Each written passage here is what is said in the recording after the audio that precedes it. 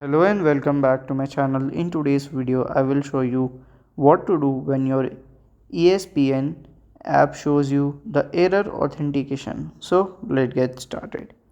So here when you will just open the ESPN app plus, okay, if it shows any error, as you can see, like the authentication error, so to fix that you have to follow this easy step.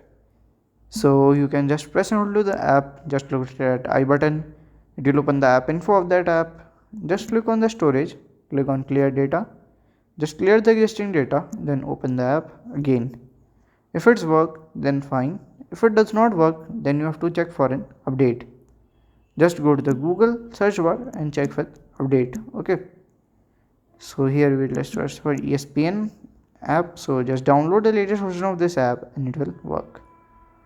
So if you find this video helpful, make sure you like, subscribe and share the video, and thank you for watching.